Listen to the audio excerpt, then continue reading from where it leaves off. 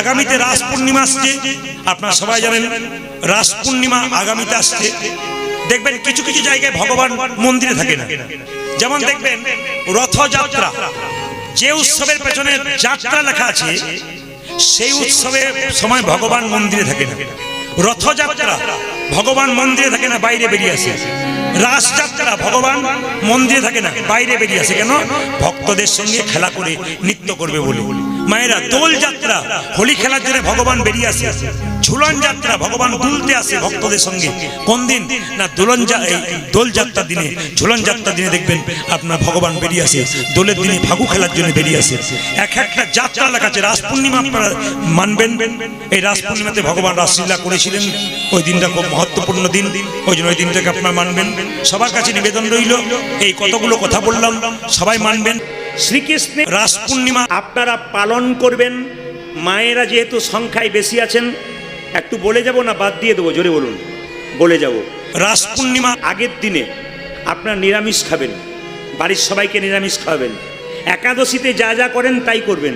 সেদিন মাথায় একটু সাবান ঘুষে নিতে পারেন, নখ কেটে নিতে পারেন আগের দিনটাতে। ঠিক সকালবেলায় আপনি স্নান করে নেবেন। স্নান করে বাড়িতে যদি গোপাল থাকে বা রাধাকৃষ্ণ থাকে, একটু স্নান করিয়ে নেবেন। কি দিয়ে? পঞ্চগব্য দিয়ে। মায়েদের পঞ্চগব্য জানা আছে? দুধ, দই, ঘি, গঙ্গা জল, মধু, এই দিয়ে স্নান করাবেন। যদি আপনার না থাকে কিছু দরকার নেই, গঙ্গা জল দিয়ে স্নান করাবেন। যদি তাও না থাকে তাহলে এক কাজ করবেন, আপনি চাপা কলে জল দিয়ে স্নান করবেন, একটু তুলসী পত্র ফেলে দিয়ে। বাস, আপনার কথাগুলো শুনবেন। এই যে গানটা আমি আজকে গাইছি 3-4 দিন পরে বাংলা কীর্তন স্টুডিও, তাই তো? হ্যাঁ, বাংলা কীর্তন স্টুডিও। হ্যাঁ, বাংলা কীর্তন স্টুডিওতে আপনার 4 দিন পরে ইউটিউবে সার্চ করবেন, দেখবেন আপনাদের এই গানটা সুন্দর করে বেরিয়েছে। আপনার আরও নতুন করে শুনতে পাবেন। বলে দিই আপনাদেরকে, মন দিয়ে শুনুন। আপনি কি করবেন মা? উপবাস করবেন, নির্জলা। যদি না পারেন খাবেন। কি খাবেন? একাদশীতে যা খাই, সাবু খাবেন, কলা খাবেন, দুধ খাবেন, ফল খাবেন, একটা সবজি খাবেন, কোনো অসুবিধা নেই, আপনি খেতে পারেন। যদি কেউ ঘন্টার পর ঘন্টা ওষুধ খায়, রোগগ্রস্ত মানুষ, তাহলে ভগবানের চরণে যে প্রসাদটা দেওয়া হবে, অন্ন প্রসাদ হোক, পরমান্ন হোক, সেইটাই তিনি সেদিন খাবেন, আপনার কাজ হয়ে যাবে। ভগবান শ্রীকৃষ্ণ কিন্তু তালের বড়া পছন্দ করে। প্রত্যেক বাড়িতে চেষ্টা করবেন যদি তালের বড়া ভগবানকে দিন, ভগবানের মতো খুশি আর কেউ হয় না। এগুলো কিন্তু মাথায় রাখবেন। বাচ্চাদেরকে স্নান করাবেন, একটু ধুতি পরাবেন, নইলে পাতলুম পাঞ্জাবি যেগুলো আছে আর কি, পাঞ্জাবি, সেগুলো পরাবেন। একটু ভক্তির জায়গায় আনবেন। প্রত্যেকটি বাচ্চার জন্মদিনে যেমন বাড়িতে আপনারা সেলিব্রেট করেন, আপনার বাচ্চাদের যেমন জন্মদিনে বাড়িতে উৎসব করেন, প্রত্যেকটি হিন্দু সনাতন পরিবারের মানুষ আপনারা পালন করুন। তবে হ্যাঁ, এমনি বাচ্চাদের জন্মদিন পালন করেন তখন কেক কাটেন আর মোমবাতি জ্বালেন, নি কি বলেন? হ্যাপি বার্থডে টু ইউ ফুস। না না, এটা নয়, এটা কোনো যুক্তি নেই। ওটা খ্রিস্টানরা করেছে, ওটা আমাদের নয়। ভগবানের চরণে সেদিন কি দেবেন? পরমান্ন দেবেন, তুলসী পত্র দিয়ে। একটা ঘিয়ের প্রদীপ জ্বালিয়ে দেবেন। কৃষ্ণের অষ্টোত্তর শতনাম সেদিন একটু বলবেন, ভগবানের নাম করবেন, সারাদিন ভগবানের চিন্তা করবেন, দেখবেন কৃষ্ণ কৃপাময় আপনাকে কৃপা করবে। যদি দাদা ভাইরা মনে করেন যে আমাদের সময় নাই এত করার, আমরা কি করব? উত্থান একাদশী থেকে রাস পূর্ণিমা পর্যন্ত এই 5 দিন যদি আপনারা কেউ পালন করে দিতে পারেন, যদি কেউ করতে পারেন, তাতেও কিন্তু লাভ আছে। সারা মাস পালন না করতে পারে, যদি কেউ না পারেন, পারলে তো খুবই মঙ্গল, না পারলে উত্থান একাদশী থেকে রাস পূর্ণিমা এই পর্যন্ত, একাদশী থেকে রাস পূর্ণিমা পর্যন্ত কেউ যদি করতে পারেন 5টা দিন, আপনার লাভ আছে। সংসারে তো কেচের মেচের লেগেই আছে, না কি বলছেন? তা শান্তি পাওয়ার জন্য মহাদেবের চরণে এসছেন। এখানে যদি নিতাই গৌর হরিবোল করেন, তাহলে শান্তি জীবনে আপনাদের হবে না। তাই কীর্তন চলাকালীন যদি কেউ গল্প করে, উনি পাপ সঙ্গে করে বাড়ি যাবেন। আর যদি গল্প না করে চুপচাপ করজোরে কীর্তন শোনেন, আপনি পুণ্য সঞ্চয় করে বাড়ি যাবেন। কোনটা নেবেন সেটা আপনাদের হাতে তোলা রইল। যদি আপনার পাশে কেউ গল্প করে, আপনি শুনবেন না। আপনি শুনলে উনি 2-4টা বেশি করে বলবেন। এই জন্যে যিনি পাপ নেবেন তিনি গল্প করবেন, আর যিনি পুণ্য নেবেন তিনি চুপচাপ থাকবেন। ভগবান শান্তি পছন্দ করেন। দেখবেন মায়েরা, শান্তি শান্তি করছেন, শান্তি কোথায় পাবেন? একদিন লক্ষ্মী নারায়ণকে জিজ্ঞেস করছে, স্বামী, এ পৃথিবীর প্রত্যেকটা নারী পুরুষ শান্তির জন্য ছুটছে, সুখের জন্য ছুটছে, শান্তি পাচ্ছে না কেন? ভগবান নারায়ণ বলছে, লক্ষ্মী শান্তিটা আমি আমার পায়ের তলায় দেবে রেখেছি। যে ভক্ত বা ভক্তিমতী মা আমার চরণটা ধরতে পারবে, শান্তি সেই একমাত্র পেতে। তার মানে শান্তিটা লুকিয়ে আছে ভগবানের চরণে। আজকে কীর্তন শোনার সময় ভগবানের চরণটাকে স্মরণ করুন, আর মোবাইলগুলোকে বন্ধ করে দিন। বাচ্চাদেরকে মোবাইল দেবেন না। যদি কেউ বাচ্চাকে মোবাইল দেন, হরিবাসরে শুনে যান, আপনি আপনার বাচ্চাটার মাথাটা খাচ্ছেন। বাচ্চা ছেলেকে যদি খুব বাচ্চাকে মোবাইল দিয়ে নাচানাচি করেন, ভাবেন মোবাইল নিয়ে আমার ছেলে খুব খুশি, আপনি ভেবে নিন আপনার ছেলে আর বেশি দিন বাড়িতে থাকবে না। ও দেখবেন অন্য জায়গায় কানেকশন লাগিয়ে 14 বছর বয়সে বাড়িতে আপনার বৌমা এনে বসে আছে। আপনাদের সামনে নিবেদন রইল, যে যেখানে বসে আছেন সবাই মিলে একবার বলুন, রাধা রানী কি। মহাপ্রভু রাস্তাতে এরকম করে দাঁড়িয়ে আছে। মায়েরা,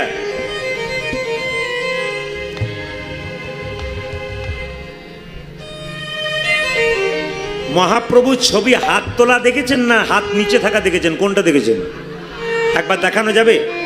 বাহ, আচ্ছা, সব জায়গায় মহাপ্রভু হাত তুলে আছে, একটা জায়গায় গিয়ে দেখবেন মহাপ্রভু হাত তুলে নাই, মহাপ্রভু এরকম করে আছে। কোথায় বলুন তো? যদি আপনারা যারা কীর্তন শুনছেন ধামেশ্বরে যাবেন, ধামেশ্বরের যে মহাপ্রভু উনি হাতটা এরকম করে আছেন। আচ্ছা বলুন তো মায়েরা, হাতটা এরকম করে যদি কেউ থাকে তাহলে কি মনে হয় কিছু চাইছে নাকি? তা ভগবান যদি হাতটা এরকম করে থাকে, আমরা ভগবানের কাছে চাই না ভগবান আমাদের কাছে চাই? জোরে বলুন, আমরা চাই। কিন্তু মহাপ্রভু আজকে এরকম করে চাইছে। তার মানে তিনি বলতে চাইছেন, এক কাজ করো, আমার কাছে স্বীকার করে দাও যে তোমাদের দেহটা তোমাদের নয়, এটা আমার।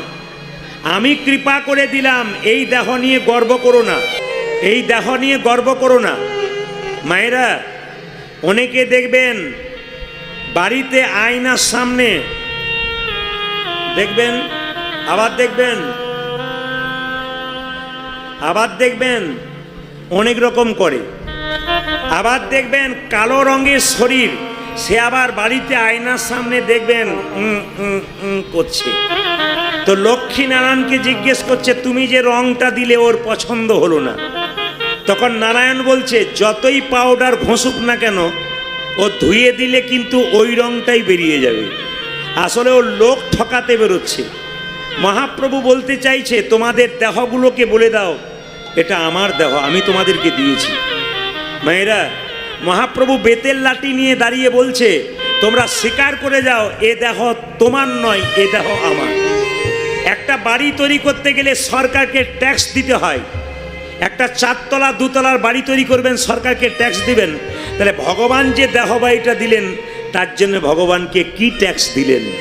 হরিবাসরে এসে মাঝে মাঝে হাত তুলে যে নিতাই গৌর হরিবোল বলতে পারবে, একমাত্র সেই কিন্তু ভগবানকে ট্যাক্স দিতে পারে। ভগবান শ্রীকৃষ্ণ কি করলেন? বৃন্দাবনে সখাদের সঙ্গে খেলা করছেন। হঠাৎ খেলা খেলতে খেলতে একদিকে কৃষ্ণ একদিকে বলরাম বসে পড়লেন। মায়েরা বলবেন, কৃষ্ণের গায়ের রং কেমন? জোরে বলুন, জোরে বলবেন, কৃষ্ণের গায়ের রং কেমন? কি রঙের? কালো। আচ্ছা আচ্ছা, বলাই দাদার গায়ের রং কেমন? সাদা, ফর্সা। আচ্ছা, কৃষ্ণের গায়ের রংটা কালো, কেমন কালো? চৈতন্য চরিতামৃত বলছে, আকাশে প্রচণ্ড মেঘ এসেছে, ওই যে কালো রংটা ওইটা কৃষ্ণের গায়ের রং, আর দাদা বলাইয়ের রংটা সাদা। তা খেলা খেলতে খেলতে দাদা বলাই এবং কানাই একপাশে বসে পড়ল।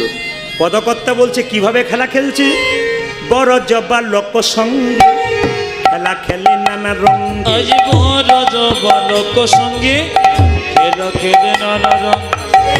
কৃষ্ণের রাধার কথা মনে পড়েছে। তাই হঠাৎ সুবল যখন ছুটে আসছে, কানাই, মায়েরা কিছু মনে করবেন না, আপনাদের এখানে কাকার ছেলে আর জ্যাঠার মেয়ে দেখে নেবেন। কাকার ছেলে আর জ্যাঠার মেয়ে, এদের মুখগুলো দেখবেন একই রকম। ছেলে হলে মেয়ে হলো, মুখের ভাবটা একই রকম। তা সুবল ছিল কে বলুন তো? সুবল ছিল রাধারানীর কাকার ছেলে, সুতরাং সুবল মনে মনে, সুবলের মুখটা রাধার মুখটা একই, যে না কৃষ্ণ সুবলকে দেখেছে অমনি রাধার কথা আরও মনে পড়ে গেছে। সুবলেরও বদনে নয়নে কলয়ে ভারী, সুবলেরও বদন ঘেরি নয়নে বহয়ে মরি। সুবল, তোকে দেখে আমার রাধার কথা মনে পড়ে গেল। মনে হয়? সুবল, তুই বলে দে কোথায় গেলে রাধা পাবো। আমার দিকে তাকান। সুবল বলছে আমি কেন বলবো, তোর মাথাতে যে বসে আছে তাকে বল, তোর গলায় যে ঝুলছে তাকে বল, তোর পায়ে যে বাজছে তাকে বল, তোর হাতে যে আছে ওকে বল। মায়েরা, কৃষ্ণ বলছে হ্যাঁ রে ময়ূরপুচ্ছ, তুই কি আমার গোবিন্দ আনতে পারবি?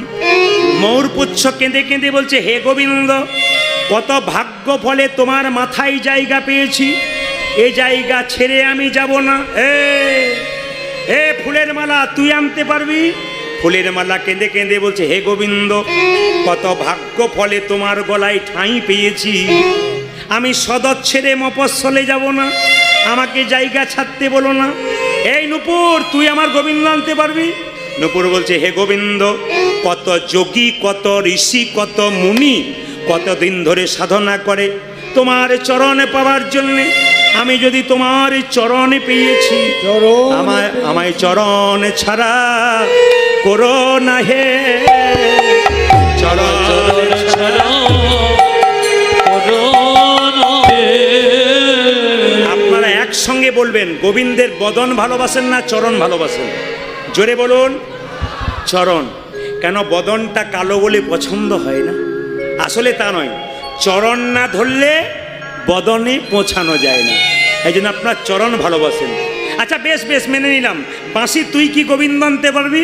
বাঁশি বলছে আমি গোবিন্দ আনতে পারতাম কিন্তু আনবো না। কেন? সারাদিন তোমার এখানে বাঁধা আছি, তুমি আমাকে অধরাম্বিত চুম্বন করাওনি, অধরাম্বিত চুম্বন করালে তোমার গোবিন্দই এনে, তোমার রাধারানী এনে দেবো।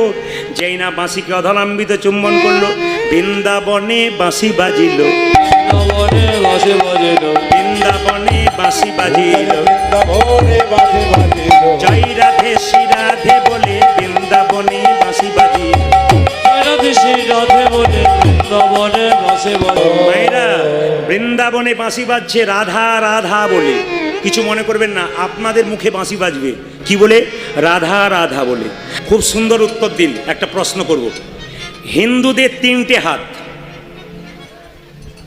ডান হাত, বাঁ হাত, আর একটা কি হাত?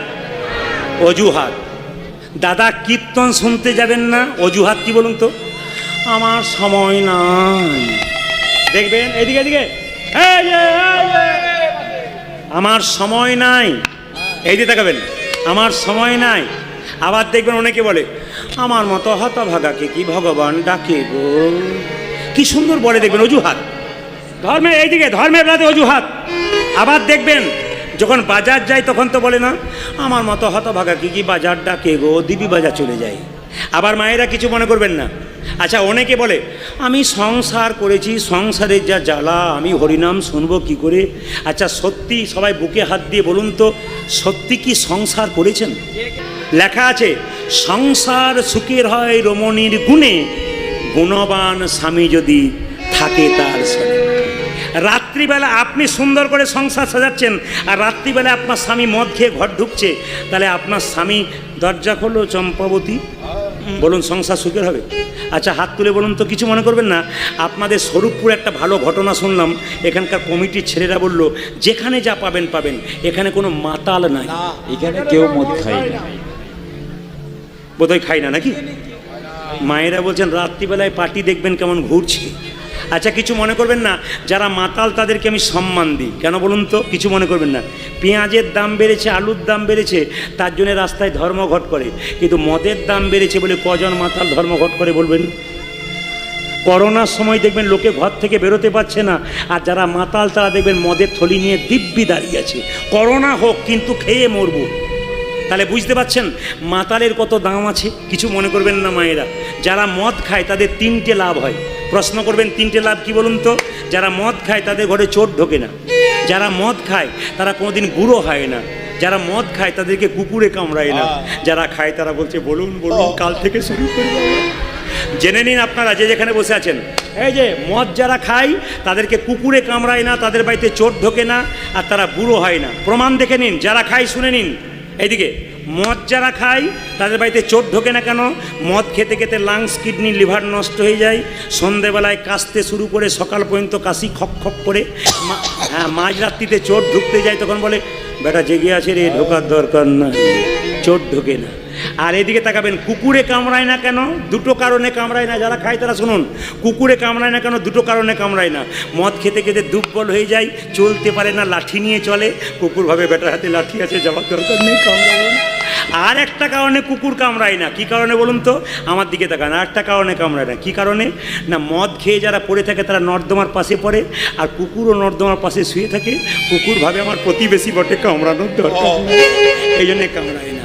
আর বুড়ো হবেন না কেন? না, বুড়ো হবার চান্স পাবেন না, তার আগে নিতাই গৌর হরিবোল। এই জন্যে মদ যারা খায় তারা কাল সকালে বলবে সবার জন্য ভালো বলেছে, বাট আমাদের নিন্দে করে দিয়ে চলে গেল। না না, নিন্দা করি নাই। যে কোনো ধর্মের মানুষকে বলবো নেশা থেকে মুক্তি থাকুন, নেশা করবেন না। যে কোনো ধর্মীয় প্রতিষ্ঠানে যাবেন, আপনাকেও নেশা করবেন না। এদের বেলা নাই, কে কখন চলে যাবে কেউ জানে না। কীর্তন শুনতে এসছেন মায়েরা, কিছু মনে করবেন না, একাই যাবেন, একা এসছেন। আপনার জন্য কেউ কাঁদবে দুদিনের জন্য, তারপর সংসার যেমন কাঁদ তেমন চলবে। ও মায়েরা, কি ভাবছেন যে আমি চলে গেলে আমার জন্য সারা জীবন কেউ কাঁদবে? একবারে কাঁদবে না, দুদিন কাঁদবে। সোনার মালা বালা যেগুলো থাকবে, মৃত্যুর সময় দেখবেন তাকাতাকি করবে কতক্ষণে খোলা যায়। আর কটা খুললো, কটা রাখলো, কে কটা রেখেছে, ভাগাভাগি করতে থাকে।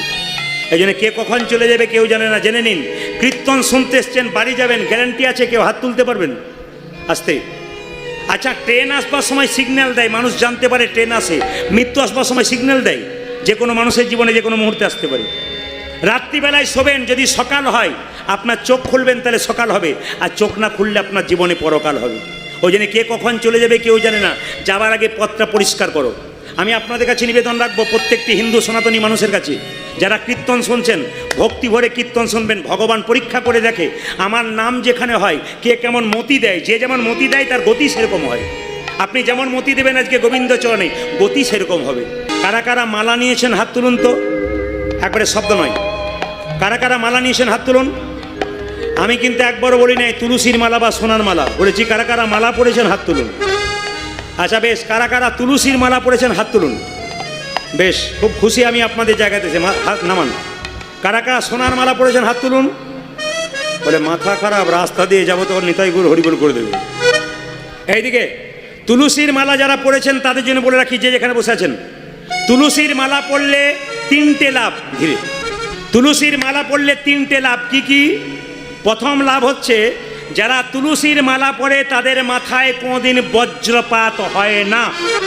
এতজন কীর্তন শুনতে এসছেন, হাত তুলে একজন দাঁড়িয়ে বলতে পারবেন যে তুলসীর মালা পড়েছে তাদের মাথায় বাজ পড়েছে? বাবা, এই যে বয়স্ক বাবারা আমার বসে আছে, দেখুন প্রথম থেকে মালা নিয়েছে। আপনারা একটু লক্ষ্য করবেন, এমন এমন দেখেছেন যে তুলসীর মালা পরে মাথায় বাজ পড়েছে? বিজ্ঞান বলল, যারা তুলসীর মালা গলায় নেয় তাদের মাথায় বাজ পড়ে না। যারা তুলসীর মালা গলায় নেয়, সাপে কামড়ায় না। যদি কামড়ায়, মৃত্যু হবার কোনো ভয় নাই, বিজ্ঞান বলছে। এইবার 2 নম্বর কথা জেনে নিন, সেকেন্ড যুক্তি কি? আপনি এখান থেকে কলকাতা যাচ্ছেন ট্রেনে, একা যাচ্ছেন, কেউ যায় নাই। আপনি ট্রেনে মারা গেলেন, আমরা কীর্তন করতে যাচ্ছিলাম। যদি আপনার গলায় তুলসীর মালা থাকে তো ভালো, আর না থাকলে কি বলবো, কোথাকার কে, একে ট্রেন থেকে ফেলে দে। কিন্তু তুলসীর মালা যদি গলায় থাকে কি বলবো? ওরে, এ আর কেউ নয়, একে কোনো স্টেশনে নামিয়ে দে। কোনো সাধুগুরু বৈষ্ণবের কৃপা হলে দেহটা সৎকার করে দেবার ব্যবস্থা করে দেবে। 2, আপনাদের এই গ্রামে যদি ভোজ হয়, দেখবেন দরজার সামনে কত কুকুর ঘোরাঘুরি করে। সব কুকুরকে তাড়িয়ে দেবেন লাঠি দিয়ে, কিন্তু যে কুকুরে গলায় বেল্ট বাঁধা থাকে তাকে মারতে গিয়ে থমকে দাঁড়াবেন। কেন? কুকুরটা বেল্ট বাঁধে নাই, তার একজন মালিক আছে, তাকে বেল্ট বেঁধেছে। কণ্ঠে যার তুলসীর মালা নামক বেল্ট আছে, তারে কেউ থাকার না, একজনে মালিক থাকে। ভাইরা এই দিয়ে তাকান, তুলসীর মালা পড়তে আমাদের হিন্দু সমাজের কিছু শিক্ষিত ব্যক্তি লজ্জা করে। আমাদের ধিক্কার জানাই তাদেরকে। তুলসীর মালা পরলে তাদের লজ্জা করে, কিন্তু যারা জ্ঞানবান ব্যক্তি, আইজাক নিউটন ভগবানকে বিশ্বাস করতেন, বড় বড় বিজ্ঞানীরা ভগবানকে বিশ্বাস করতেন। লজ্জা আমাদের সামান্য MA পাস করে আমরা হরিনাম করতে হাত তুলতে লজ্জা পাই।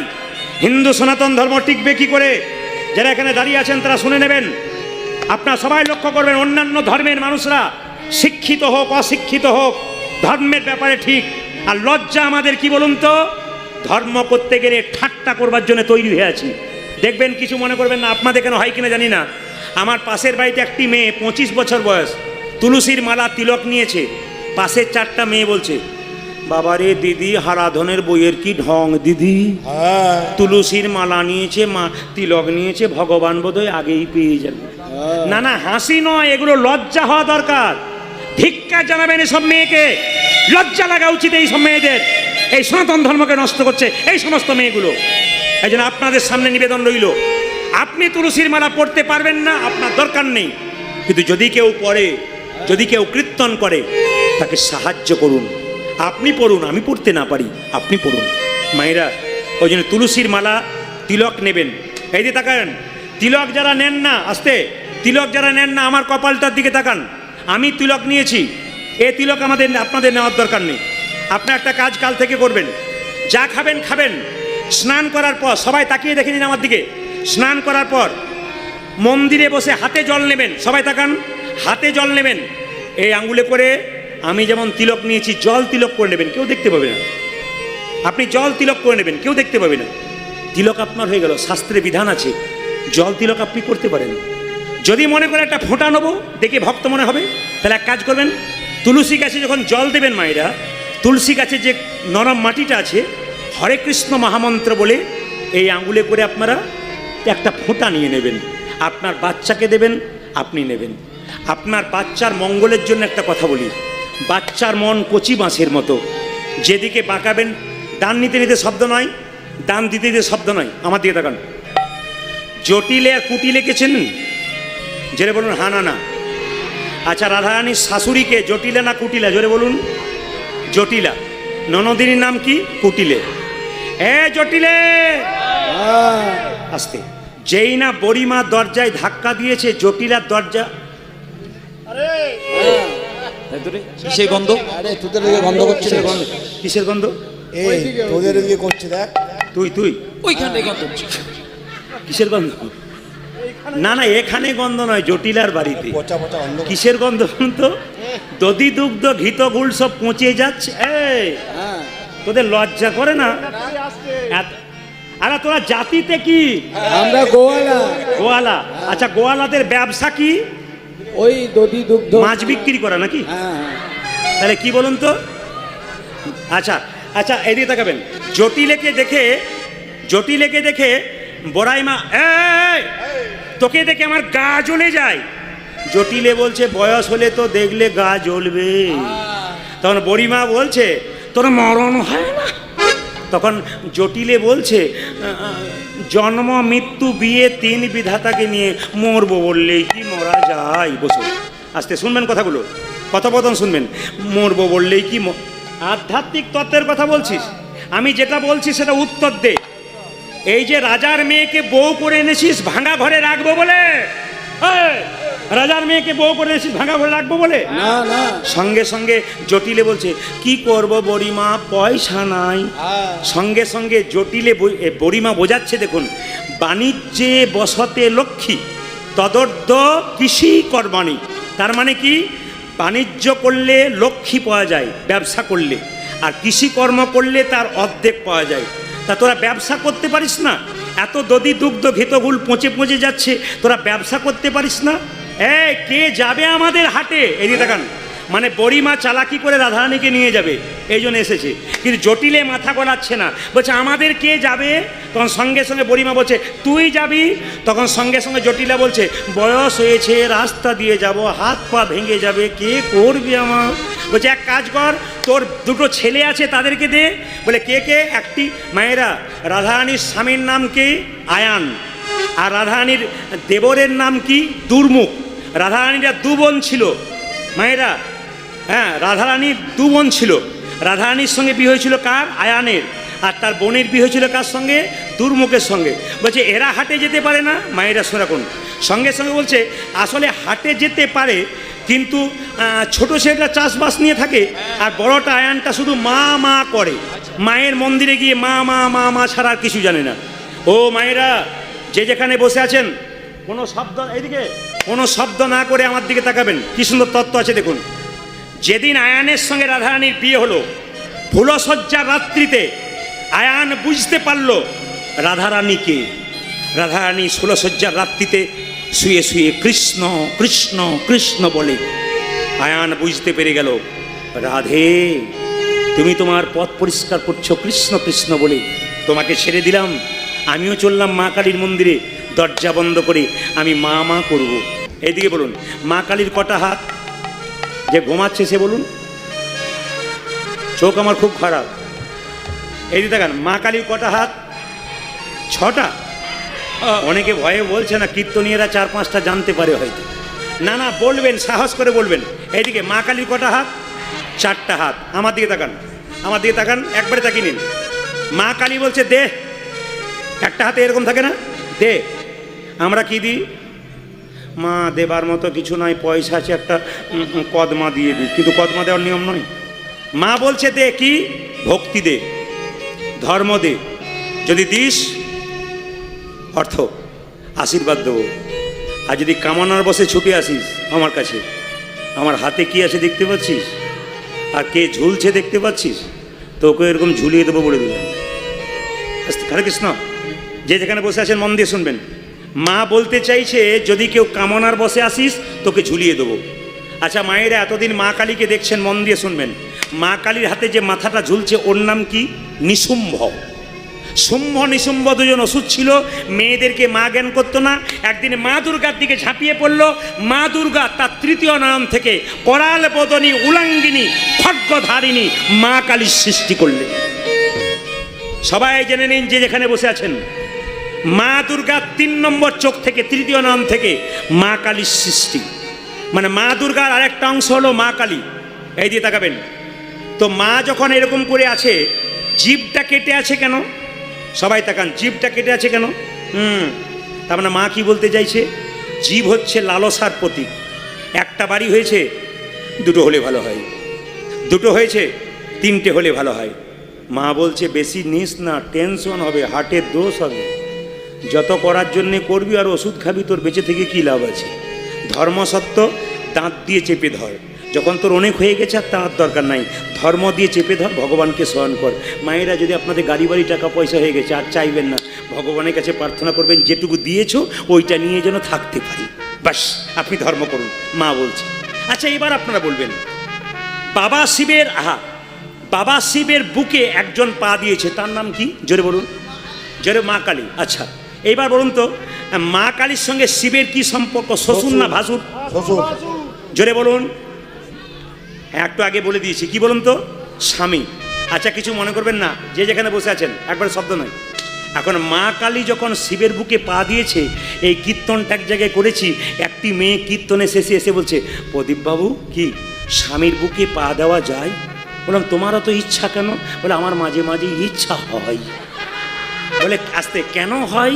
বলছে আমার স্বামী মদ খেয়ে মাতলামি করে আমাকে মারধর করে, নিশ্চিত হয়ে শুয়ে থাকে, আমার মনে হয় একবার দিয়ে, কিন্তু দিতে পারি না।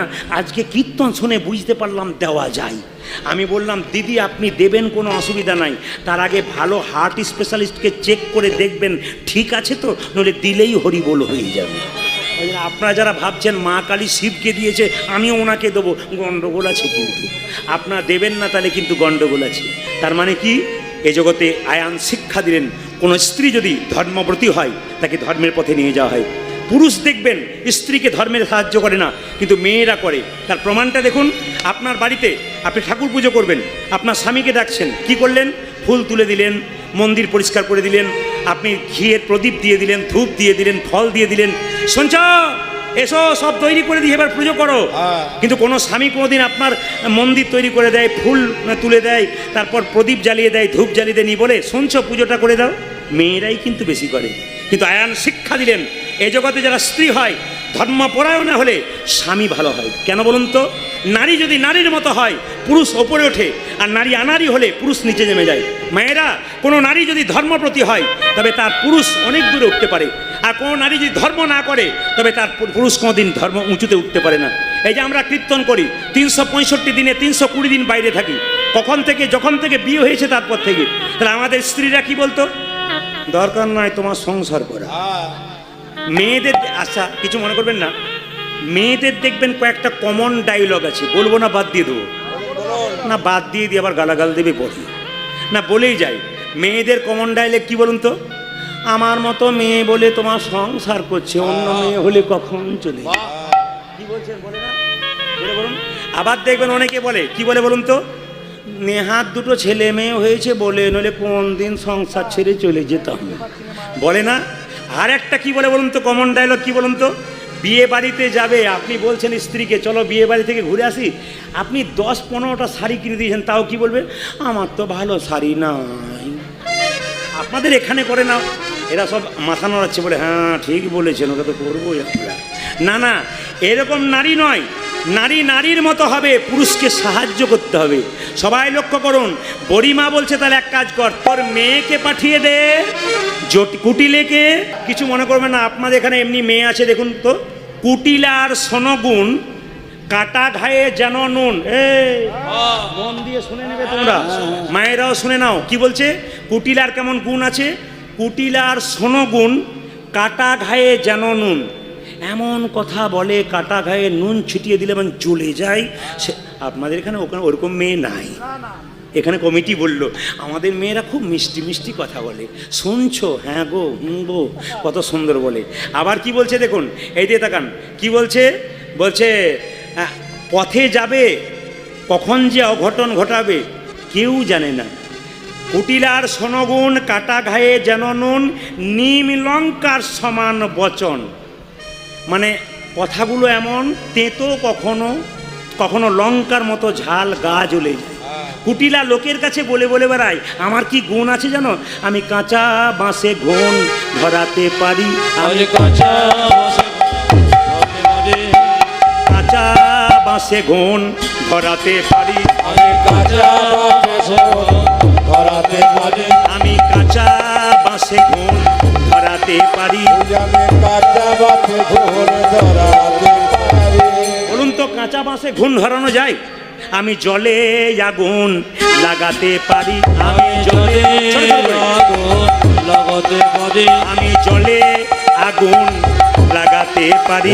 আমি জলে আগুন এই যে গা জ্বলা কথা, আমি ছাঁকনি দিয়ে জল আনতে পারি, আমি ছাঁকনি দিয়ে জল আনতে পারি, আমি ছাঁকনি দিয়ে জল আনতে পারি, আমি সোনার সংসার ভাঙতে পারি, আমি সোনার সংসার ভাঙতে পারি। এইরকম মেয়েকে যদি হাটে নিয়ে যাওয়া হয়, সে যে হাটে হাড়ি ভাঙবে, সে হাটে হাড়ি ভাঙবে, সে যে হাটে হাড়ি ভাঙবে,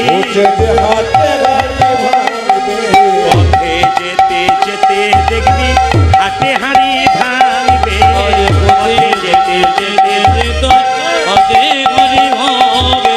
পরিমা বলছে তোর অমন মেয়ের দরকার না, নিয়ে যাবো না, তবে একজনকে দিলে নিয়ে যাব, তোর বৌমাকে।